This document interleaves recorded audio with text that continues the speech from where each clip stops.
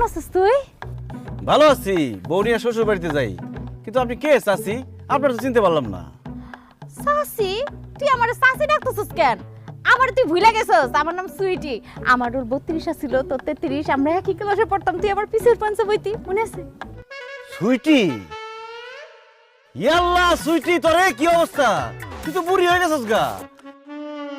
চামড়া চামড়া ভাস খেয়ে গেছে গা, গায়ের রং কালা হয়ে গেছে গা, মাথার চুল দিয়ে সব পড়ে গেছে গা। আমগো বয়স কি কম হইছে? তার মধ্যে আমি মায়া মানুষ না, মায়া মানুষ বড় হয় তাড়াতাড়ি, বুড়া হয় তাড়াতাড়ি।